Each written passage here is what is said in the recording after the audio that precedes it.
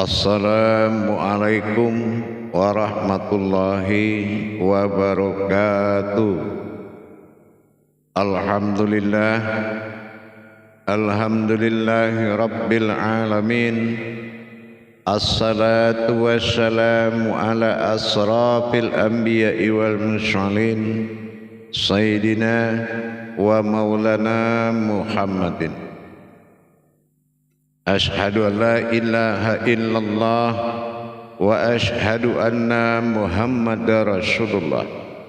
Allahumma sholli ala sayyidina Muhammadun musyabihil wal ikram ya wal jalila wal ikram wa tahirin wal mujahidina amma ba'du. Ibadullah wa ittaqullah. Bersyukur kita kepada Allah dengan mengucapkan Alhamdulillahi Rabbil Alamin atas segala limpahan karunia, rahmah dan hidayahnya, serta dengan izinnya juga kita dapat menjalankan amanahnya, beramal dan beribadah zahir batin dunia dan akhirat. Bersalam kita tidak akan pernah kita lupakan. Marilah sama-sama kita lafazkan dan kita sampaikan dan kita bacakan salam dan salawat kepada junjungan kita Nabi Allah Nabiul Akhirul Zaman Rasulullah Muhammad sallallahu alaihi wasallam. Atasnya kalimahnya kita kalamkan bersama-sama dengan menyampaikan Allahumma sholli ala sayyidina Muhammad wa ala alihi sayyidina Muhammad. Alhamdulillah bertemu lagi dengan saya Guru Mursyid Syekh Nur Muhammad Buya Irwan Maulana Al-Khalidi, Pasaman, Sumatera Barat. Tentunya dalam rangka meningkatkan iman dan takwa kita kepada Allah Subhanahu wa taala, sehingga kita menjalankan amanahnya, beramal dan beribadah zahir batin dunia dan akhirat dalam makom tolabul ilmi faridatul a'la kulli muslim. Diwajibkan atas setiap orang yang mengaku agamanya Islam harus belajar, karena tanpa belajar kita akan memahami sesuatu yang bertentangan dengan tauhidnya ilahiyah dan tauhidnya siriyah kepada Allah. Alhamdulillah, pada waktu dan kesempatan yang akan selalu kita berbagi wawasan dan ilmu pengetahuan, sebelumnya saya menyampaikan kepada seluruh jajaran kaum muslimin dan muslimat, wal mu'minin wal mu'minat, para sahabat, kerabat dan para sanak dan saudara, para aulia, al ustad dan ustazah, para al mukarram, al habib, dan semua para cendekiawan muslim dan para alim ulama. Insya Allah dalam berbagi ini, kalau ada keinginan dan niat bergabung di dalam bertolabul ilmi, belajar dan mengajar dalam makom YouTube Buya Pasaman Timur dalam majelis zikir Ma'rifatullah, insya Allah silakan mendaftarkan diri di aplikasi YouTube Buya Pasaman Timur. Dibuka Play Store di HP Anda, silakan buka Buya Pasaman Timur, dicari dan di-download dan ikuti petunjuk untuk mendaftar dan resmi di bawah lindungan IT-nya. Insya Allah nanti akan terdata resmi dengan kartu identitas yang otomatis akan keluar. Silakan diikuti petunjuk, tekan Buya Pasaman Timur pada Play Store aplikasi Buya Pasaman Timur, insya Allah. Baik para hadirin dan hadirat, di dalam kita meningkatkan iman dan takwa kita kepada Allah Subhanahu wa taala, dengan ini kita tentulah memahami makna tersirat yang ada di dalam yang tersurat. Pada waktu dan kesempatan ini, menjalankan amanah yang disimpan di dalam syariat ini adalah suatu nilai yang sangat tinggi. Afdalul lil mu'minin, beruntunglah orang yang berilmu. Dalam hal ini, pada waktu dan kesempatan saya akan mengajak kita melihat kepada wujudnya hakikat cara mendengarkan azan. Nah ini cara hakikat mendengarkan azan. Dengan apa azan ini kita dengar supaya bisa langsung yang diazankan itu yang menjalankan. Kalau amaliyah adalah tumpangan amaliyah berbuat baik pada sifat jasad, itu tumpangan. Kalau jasad sudah enggak ada, ibadahnya juga enggak ada. Tapi kalau beribadah kepada Allah, berarti kita betul-betul menghadirkan yang Dia panggil di dalam azan. Jamaah yang dirahmati Allah rahimakumullah, di dalam kita berhakikat pada kalam azan atau yang disampaikan oleh muazzin, ini kita sudah merujuk kepada peleburan daripada syahadat. Peleburan syahadat di dalam azan ini adalah melebur kemanusiaan dan melahirkan insan yang bertuhan. Insan yang bertuhan yang dipanggil di dalam azan ini, kenapa dia berjumlah 2 kali diulang-ulang dengan sesuatu yang ganjil? Apa yang ganjil? Yang pertamanya pendek, yang keduanya sedikit memanjang panggilannya. Nah ini kita harus mendengar dengan apa? Kalau dia dengar dengan telinga yang bersifat sama, itu sifatnya alam. Jangankan kita, semua makhluk juga mendengar. Tetapi sesuai dengan makom ibadah tadi, tentulah kita, siapa yang akan melaksanakan kodrat ibadah tersebut, haruslah itu yang menyimak, haruslah itu yang dihadapkan kepada panggilan tadi. Nah kalau kita tidak menghadapkan yang akan melaksanakannya, ini namanya tauhidnya sudah pincang, sudah enggak benar. Kenapa? Karena yang dipanggil itu untuk beribadah, bukan untuk beramaliyah. Jadi kita harus betul-betul tahu bagaimana kita mendengar, dengan apa kita dengar. Dengan apa, kodrat apa yang akan kita pandang di saat kita mendengar kalam muazzin tadi. Nah gitu ya. Dengan apa kita pandang kalam muazzin tadi? Tentulah kita harus mengerti ini yang dipanggil siapa, yang datang siapa. Nah sekarang kita akan bahas insyaallah. Kalau mengenai kalam, menyebut Allahu Akbar itu nama sebuah makom, nama sebuah himpunan kodrat. Karena ada 3 dalam himpunan kodrat Allahu Akbar. Itu himpunan induknya, ya. Itu adalah nama junjungan kekuasaan dan keesaannya Allah pada diri kita. Allah adalah zat salbiyah, hu nafsiyah, akbar adalah ma'nawiyah, ber-20 sifat. Sifat 20 Allah dibagi 3 menjadi kodrat umat. Ini jatuh pada 8. Ya, 8 adalah jam 20 jam 8. Artinya 20 sifat ini dalam kodrat yang 8. 8 batang tulang sampai di tubuh, 8 surat panjang dalam Al-Quran. Ini kita harus tahu mana kodrat yang hakikatnya dipanggil dalam makom azan. Jadi kemana kita arahkan pandangan kita dikala kita mendengarkan azan? Nah gitu, Allahu Akbar, Allahu Akbar. Nah kita harus tahu itu dulu. Kenapa dia pendekkan? Yang kedua, Allahu Akbar, Allahu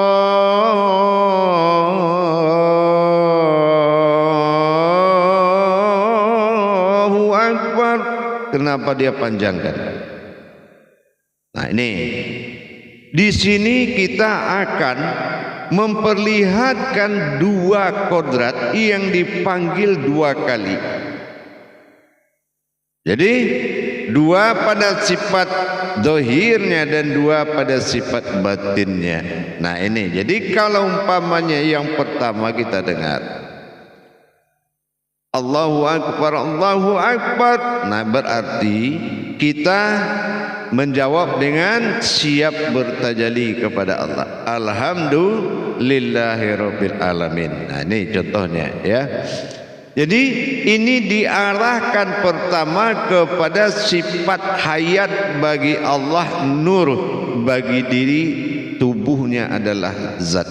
Jadi bagaimana kita menerima kalam pertama itu ditujukan kepada nurnya. Nah ya, ditujukan kepada nuraninya Allah. Nurani ini adalah umul atau dikatakan uluhiyah daripada semua yang hidup. Nah ini nurani yang ada di dalam tubuh. Nah ini niatkan arah ke situ. Nah yang kedua nanti diarahkan kepada ruhaninya yang berasal dari zatnya Allah. Nah, dipanggil panjang Allahu Akbar, Allahu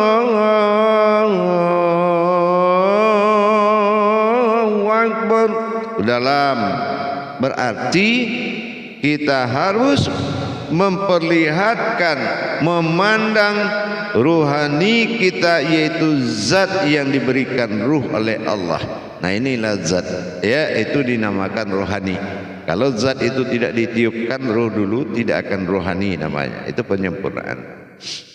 Jadi nurani rohani adalah panggilan ganda yang akan terus dijalankan. Nah setelah itu pada ini dinamakan tauhidin. Tauhidin ini adalah tajalli kodrat. Nah, tajalli kodrat. Setelah terakhir azan ditutup oleh satu kali. La ilaha illallah.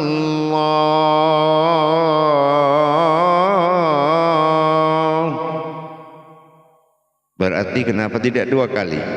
Karena yang dua kodrat ini dihimpun berupa zat dan nur, hayat dalam wujud nyata. Ilaha illallah, ilaha nyatalahu illallah, wujudnya Allah.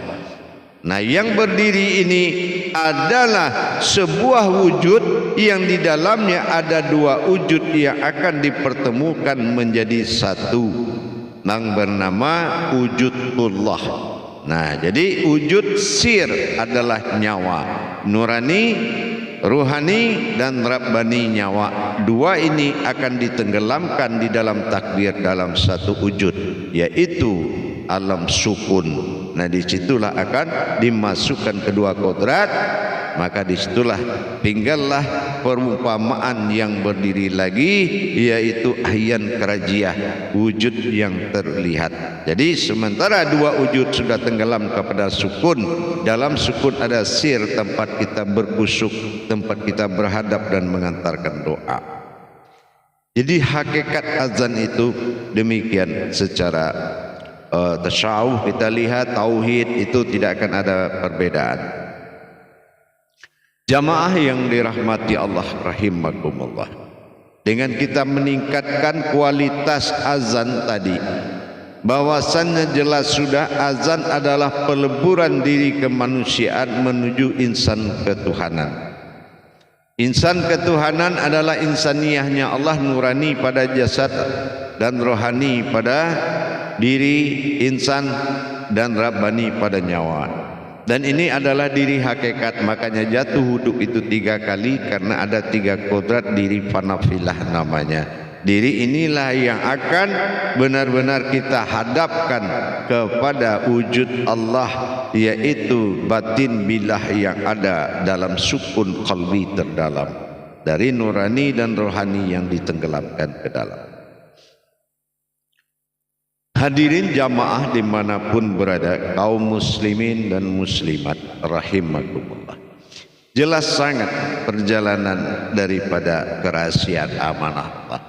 Itulah nikmatnya jamaah, nikmat yang kita rasakan di dalam sholat, betul-betul hikmah rasanya. Karena apa? Karena kita telah menikmati dan mengalami. Ini yang dituntut oleh syahadat. Ya, syahadat menyatukan, syahadah langsung ahad menjadi satu. Itu ihram, takbiratul ihram. Setelah menyatu kita akan memasuki masa syahadat kedua, tauhid, tafrid dan tajrid. Tauhid itu nyata berhubungan, tafrid nyata merasakan, dan tajrid nyata mengalami. Kalau kita sudah nyata berhubungan, nyata merasakan dan nyata mengalami, insya Allah itulah yang dinamakan khusyuk. Tapi tentunya dalam perjalanan kajian nanti dia akan menuju singgasananya tentang menuju wuduknya. Nah begitu insya Allah. Jadi di tayang berikutnya kita akan mulai mengungkap rahasia satu demi satu demi meningkatkan iman dan takwa kita kepada Allah. Kenapa? Untuk apa semuanya menjadi suatu keahlian bagi kita dalam menerjemahkan segala ilmu, tapi kita tidak bisa melakukan adab kepada Allah. Bagaimana kita bisa mengatakan Dia Tuhan kalau kita tidak menyempurnakan diri sebagai umat? Tuhan memang sudah ada, Tuhan itu memang bernama, Allah itu memang Tuhan, tapi belum tentu Tuhan kita. Kenapa? Karena kita belum mampu mengkukuhkan keberadaan batinnya di dalam diri, keberadaan zatnya pada rohani, dan keberadaan nurnya dalam hayati. Ini adalah hayatnya kita. Kita kalau tidak tersambung kepada wujudnya, kalau tidak kesempurnaan kodratnya, ini yang diutamakan. Jadi bukan mengenai pemahaman yang banyak, ilmu yang banyak, tetapi yang paling penting ini adalah mengkukuhkan kodratnya sehingga tidak bersekutu dengannya. Itu yang lebih penting sekali. Nah ini mudah-mudahan bermanfaat buat kita bersama. Bagaimana kita bisa meningkatkan? Karena sudah berapa lama hal-hal yang bersifat amanah itu jarang didapati orang, jarang didapati oleh kajian sebagian umat. Kenapa? Karena mencari kaji ini tidak harus kita memiliki kemampuan, tetapi sami'na wa ta'na di dalam kodrat yang dikaji. Kenapa? Enggak ada kekuatan yang bisa membimbing kita ketemu Allah. Enggak ada amalan yang bisa bikin kita ketemu Allah. Tidak ada. Dan tidak ada ayat yang dilebur bisa ketemu Allah. Tidak ada. Kecuali datangnya pertolongan karena kecintaan Dia kepada kita. Utamanya meyakinkan Allah dengan diri, bukan mensiapkan diri yakin kepada amalannya, tetapi meyakinkan Allah dengan diri yang membutuhkannya. Ini yang paling utama sekali itu jamaah para hadirin dan hadirat dimanapun berada. Bagaimana kita bisa meyakinkan Allah kalau kita memang sebuah wujud yang akan ikhlas menerima ketentuannya. Apabila dikatakan baginya adalah engkau adalah wujudku, engkau mawujudku, engkau adalah wujud bagiku, itu tidak bisa kita mengelak. Kalaupun kita bisa mengelak, buktikan dengan kepemilikan kita dari zahir sampai batin. Karena Allah sampaikan, kalau kamu tidak mampu mencari tentang Tuhan, cari aja tentang umat. Kalau ada kamu bertemu tentang umat, berarti sama akan bertemu tentang aku. Umat itu aku juga, ini wujud kepada aku sendiri. Nah dengan demikian lebih baik kita berbalik arah ke dalam diri. Wa fi anfusikum afala tubsirun. Semua itu ada dalam diri kita sendiri. Jadi mari kita belajar di zuriat ini supaya bisa kita menikmati sekali bagaimana hakikat bertuhan dengan kita memahami satu demi satu belajar. Sekarang kita sudah mulai paham bagaimana menempatkan pandangan di kala azan itu berkumandang. Jadi jangan lagi kita tidak meningkatkan, karena bagaimana tauhid ini perjalanan, semakin kedudukanmu tinggi, semakin prasangka Allah juga tinggi. Prasangka Allah ini adalah kedudukan. Kalau kedudukan ilmu pengetahuanmu kepada Allah itu jamaah atau para hadirin belum memenuhi syarat, tentu seperti itu jugalah Allah. Dia tidak akan melengkapi persyaratanmu, karena apapun yang kamu minta tergantung ketakwaanmu. Sudahkah Dia menjadi Tuhan yang layak meminta, layak memberikan permintaan? Iyyaka na'budu wa iyyaka nasta'in. Itu sudah harga mati. Ya, sembahlah aku dan memintalah kepadaku. Tapi kamu tidak bisa menyembah, maka kamu tidak akan pernah bisa meminta. InsyaAllah. Mari pelan-pelan kita meningkatkan iman dan takwa kita dengan belajar ibadah. Alhamdulillah, mudah-mudahan bermanfaat. Sekali lagi saya sampaikan dan saya umumkan kepada para kaum muslimin dan muslimat dimanapun berada, sahabat dan kerabat semua yang ingin memperdalam ilmu hakikat amal dan ibadah, silakan buka aplikasi Buya Pasaman Timur di Play Store HP Anda. InsyaAllah ikuti petunjuknya dan nanti akan terrealisasi menjadi bimbingan murid Buya Pasaman Timur, InsyaAllah, dan mendapatkan baiat dan mendapatkan pelajaran 1 minggu sekali. InsyaAllah seminggu sekali akan ada grup pengajian yang akan bisa diikuti dengan mendaftar di Play Store kita, YouTube Buya Pasaman Timur, ada di situ di Play Store Buya Pasaman Timur aplikasinya. Silakan di Google-nya dibuka Buya Pasaman Timur. InsyaAllah mudah-mudahan ikuti perintah aplikasinya sampai pada titik terijabahnya dalam baiat. InsyaAllah. Silakan membuka aplikasi Buya Pasaman Timur, InsyaAllah. Barakallahu ya Karim ya Rahman ya Rahim. Semoga bermanfaat dan menjadi suatu hayat yang maklumat dan bisa dikerjakan baik dalam kondisi dimanapun berada. Tingkatkan ibadahmu, itulah iman dan takwa. Dapati amanah yang ada di dalam perintahnya. Barakallahu ya Karim ya Rahman ya Rahim. Akhirul kalam, wabillahi taufiq wal hidayah. Wassalamualaikum warahmatullahi wabarakatuh.